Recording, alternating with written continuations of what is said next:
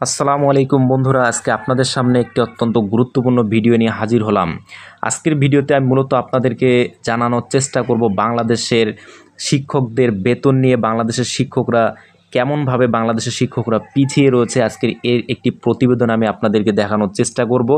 তো চলুন আমরা ভিডিওটি শুরু করি। তার আগে আপনাদের কাছে একটি রিকোয়েস্ট, যারা এখনও পর্যন্ত আমার চ্যানেলটি সাবস্ক্রাইব করেননি অবশ্যই চ্যানেলটি সাবস্ক্রাইব করে পাশে থাকা বেল আইকনটি বাজিয়ে রাখবেন পরবর্তীতে গুরুত্বপূর্ণ ভিডিও এবং ক্লাস ভিডিওগুলো পাওয়ার জন্য। চলুন বন্ধুরা ভিডিওটি শুরু করি। দেখুন বন্ধুরা, আজকের এই নিউজটির হেডলাইন হচ্ছে যে বেতন ও বিবেকের স্বাধীনতায় পিছিয়ে বাংলাদেশের শিক্ষকরা। শিক্ষক যদি হয় জাতির বিবেক, তাহলে বাংলাদেশের সেই বিবেক নিদারুণ বেহাল দশায় নিপতিত। উচ্চশিক্ষা প্রতিষ্ঠানের হাতে গোনা কয়েকজন শিক্ষককে মাঝে মধ্যে বিবেক হিসেবে সরব হতে দেখা গেলেও মাধ্যমিক ও প্রাথমিক স্তরের শিক্ষকদের বিবেক মূলত চাকরির ভয়েই অবদমিত। যদিও বৈশ্বিক প্রেক্ষাপটে বেতনের বিচারে বাংলাদেশের শিক্ষকদের অবস্থান একেবারেই তলানিতে, কিন্তু স্বল্প বেতনেও ওই চাকরি টেকাতেই মুখে কুলুপ এঁটে থাকতে হয়। জাতির বিবেক আর হয়ে ওঠা হয় না। গত কয়েক বছরে কয়েক দফা বেতন বাড়ানো হলেও এখনও বৈশ্বিক মানদণ্ডে পিছিয়ে বাংলাদেশের শিক্ষক সমাজ। 2010 খ্রিস্টাব্দে জাতীয় শিক্ষানীতিতে শিক্ষকদের জন্য স্বতন্ত্র বেতন স্কেলের প্রস্তাব করা হলেও তা বাস্তবায়নে এখনও কোনো উদ্যোগ নেওয়া হয়নি। বিভিন্ন সরকারি ও বেসরকারি সূত্রের তথ্য বিশ্লেষণ করে দেখা গেছে, প্রাথমিক বিদ্যালয়ের শিক্ষকের বেতনের পরিমাণের দিক থেকে এশিয়ার দেশগুলোর মধ্যে বাংলাদেশের অবস্থান 45তম আর দক্ষিণ এশিয়ায় 7ম। এদেশের প্রাথমিকের শিক্ষকদের গড় বেতন বাংলাদেশের মাথাপিছু গড় মাসিক আয়ের চেয়েও কম। Finland, Germany, Switzerland, Sweden, Saudi Arab সহ ইত্যাদি দেশের শিক্ষকরা বাংলাদেশি টাকার হিসেবে গড়ে 8 লাখ টাকা থেকে 12 লাখ টাকা মাসিক বেতন পান। প্রতিবেশী দেশ ভারতের শিক্ষকরাও বাংলাদেশের শিক্ষকদের চেয়ে বেশি বেতন পান। বাংলাদেশের সরকারি প্রাথমিক ও এমপিওভুক্ত মাধ্যমিক শিক্ষকদের বেতন যেখানে 18 থেকে 20 হাজার টাকায় শুরু, সেখানে পশ্চিমবঙ্গের শিক্ষকদের বেতন শুরু হয় প্রায় 35,000 টাকা থেকে।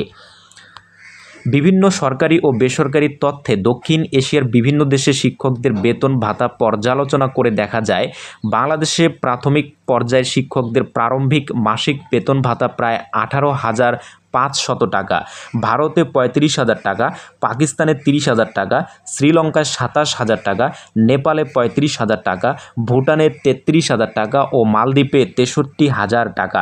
মাধ্যমিকে বাংলাদেশের এমপিওভুক্ত শিক্ষকদের প্রারম্ভিক বেতন ভাতা 17,500 টাকা, ভারতে 40,000 টাকা, পাকিস্তানে 30,000 টাকা, শ্রীলঙ্কায় 32,000 টাকা, নেপালে 35,000 টাকা, ভুটানে 39,000 টাকা ও মালদ্বীপে 90,000 টাকা।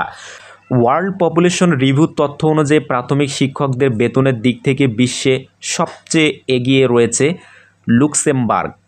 ইউরোপের এ দেশটির প্রাথমিক শিক্ষকদের ন্যূনতম মাসিক বেতন $5,984.30। দ্বিতীয় অবস্থানে রয়েছে জার্মানি।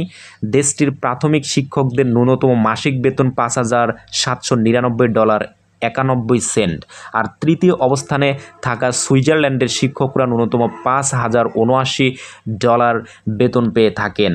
এশিয়ার দেশগুলোর মধ্যে সবচেয়ে এগিয়ে রয়েছে সিঙ্গাপুর। দেশটি সরকারি ও বেসরকারি বিভিন্ন প্রতিবেদন অনুযায়ী প্রাথমিক শিক্ষকদের গড় বেতন $4,203.25। দেশটির ন্যাশনাল এডুকেশন অফ দ্য ইকোনমির তথ্য অনুযায়ী শিক্ষকদের 5 ধরনের বেতন কাঠামো রয়েছে, যেখানে মাসে ন্যূনতম বেতন $2,353।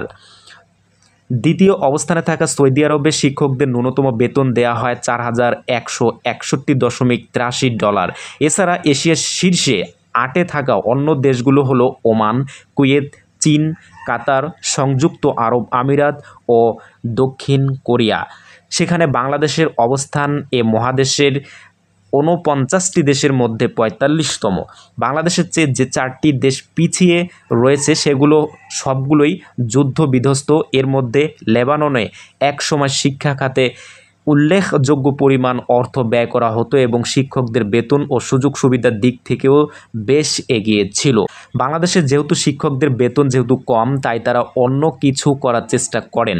এক্ষেত্রে শিক্ষকতা পেশায় ঢুকলেই তারা প্রাইভেট কোচিংয়ের দিকে ঝুঁকে পড়েন। এখানে আয় বেশি হওয়ায় স্কুলের চেয়ে তারা প্রাইভেটেই বেশি মনোযোগী হন।